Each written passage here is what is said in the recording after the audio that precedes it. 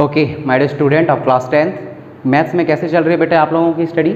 मेरे ख्याल से अच्छी चल रही होगी। जो 1.3 के जो वीडियोस थे उसको देख लिया होगा और उसी की बेसिस पर आपको जो आने वाले उसके 3 क्वेश्चन और एक्स्ट्रा बचे हुए थे उसको सॉल्व कर दीजिए। ओके, नाउ अपन लोग डिस्कशन करते हैं एक्सरसाइज नंबर 1.4 को। तो एक्सरसाइज नंबर 1.4 को समझने के लिए हमें कुछ थ्योरम और कुछ रूल्स हमें याद रहनी चाहिए, पता रहनी चाहिए, जिसमें अपन लोग आप एक्सरसाइज नंबर 1.4 को देखेंगे तो आप वहाँ देखेंगे एक्सरसाइज नंबर 1.4 में टर्मिनेटिंग, नॉन टर्मिनेटिंग इनकी बात कही गई है। सो व्हाट इज़ इट, ये क्या है terminating and non terminating. Okay, तो इन्हीं को सबसे पहले समझ लेते हैं थ्योरम के बेसिस पर, उसके बाद ही वहाँ के क्वेश्चन आप सॉल्व कर पाएंगे।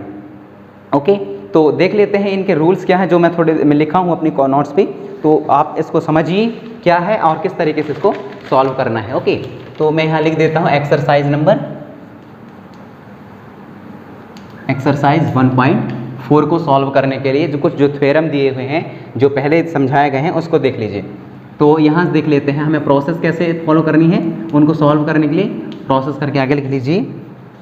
अपन लोग नॉर्मली समझते हैं कि जो रेशनल नंबर होते हैं वो P/Q के फॉर्म पे रहते हैं। कोई भी रेशनल नंबर इसी फॉर्म पे रहते हैं जो मैं पहले ही आप लोगों को बता चुका हूँ।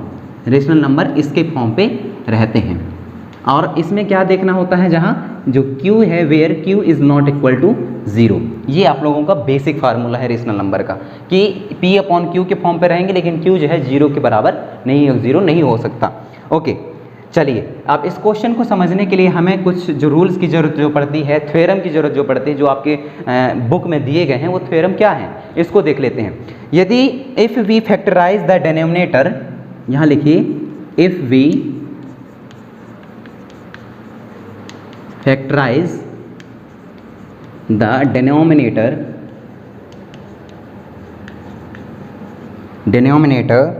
Of the rational number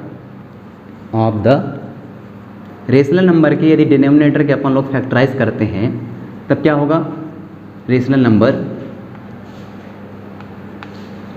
yes. तो यदि हमें मिले केस 1, क्या मिले रिजल्ट, क्या मिले, यदि हमें मिले जब उसको फैक्टराइज करें तब मिले कि जो डिनोमिनेटर है वह 2 की पावर m पे आए। फॉर्म यदि फॉर्म होता है इस तरीके से 2 की पावर m पे फॉर्म इस तरीके से बनती है, तो 2 की पावर m मीन्स 2 पे किसी की भी पावर चढ़ सकता है और इतना चढ़ सकता है कि पता नहीं इन्फिनिट तक कितनी लंबी हो सकती है ये पता नहीं है। सिर्फ 2 पे पावर m यदि चढ़ती है means 2 multiply 2 then this n, इस तक यदि जाती है। दूसरा क्या है, सेकेंड केस क्या है बेटा, सेकेंड केस ये है कि यदि 5 पे पावर n फॉर्म होता है, 5 पे पावर m फॉर्म होता है, तब भी ये क्या है, ऐसी कंडीशन पे 5 multiply 5 then infinity n। Okay, इस तरीके से फॉर्म होता है। या तीसरा केस ये हो सकता है, तीसरा केस में जो है ये हो सकती है कि 2 पे पावर m मल्टीप्लाई 5 पे पावर n फॉर्म हो। तो ऐसी कंडीशन पे भी यदि इस तरीके से फॉर्म होती है तो ये इस तरीके से होगा 2 पे पावर 2 मल्टीप्लाई 2 इन्फिनिटी, देन फिर से multiply 5 multiply 5 then dash n, यहाँ तक जाती है। तो ये 3 कंडीशन ऐसे हैं यदि आपको इस तरीके से कंडीशन मिलते हैं, इस तरीके से कंडीशन मिलते हैं, 2 पे पावर m हो, 2 पे पावर कोई भी हो सकता है 2 3 4 5 6 कुछ भी हो सकती हैं।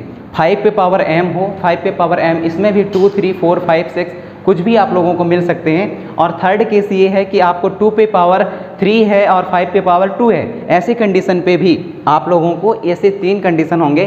तो ये आपका जो सॉल्यूशन होगा या आपके जो रेशनल नंबर होंगे वो कैसे होंगे बेटा, टर्मिनेटिंग होंगे। क्या होंगे, टर्मिनेटिंग होंगे। लेकिन कौन से ऐसे कंडीशन रहेंगे जिसके बेसिस पर अपन लोग समझ पाएंगे कि it is a non terminating, तो वो क्या है बेटा, देख लीजिए। इसमें फोर्थ केसेस लिखिए।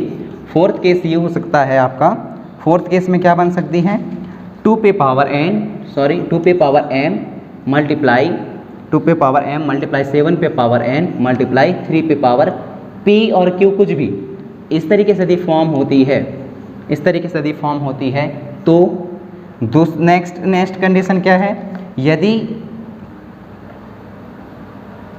यस, फिफ्थ केसेस क्या है, यदि ये और आगे बढ़ जाती है 2 पे पावर m मल्टीप्लाई 5 पे पावर n मल्टीप्लाई 7 पे पावर p मल्टीप्लाई 3 पे पावर q, इस तरीके से भी फॉर्म होते हैं। तो ये तो टर्मिनेटिंग है, लेकिन ये अगेंस्ट टर्मिनेटिंग है। सो ऐसी स्थिति में भी इस तरीके से भी फॉर्म होती है तब भी।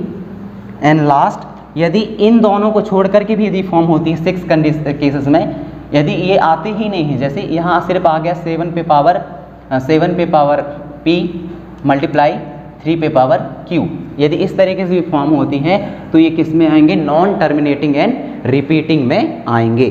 तो यहाँ से लेकर के यहाँ तक ये किसके अंडर आएंगे आप लोगों का, नॉन टर्मिनेटिंग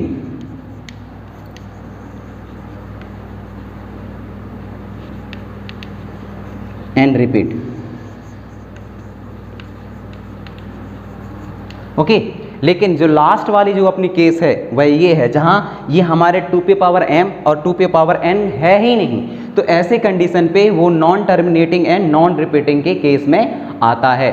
इन चीज़ों को प्लीज़ ध्यान रखिए। ओके, अब जैसे ही इसको यदि आप लोगों ने समझ लिया, ये थ्योरम यदि आप लोगों ने समझ लिया, ये एक्सरसाइज नंबर 1.4 के पहले वाले थ्योरम है, तो आप यकीन मानिए कि जो एक्सरसाइज नंबर 1.4 है उसके सारे क्वेश्चन आप लोग सॉल्व कर पाएंगे, सारे क्वेश्चन सॉल्व कर पाएंगे। क्वेश्चन क्या है, उसमें पूछा गया है कि जो दोज आर द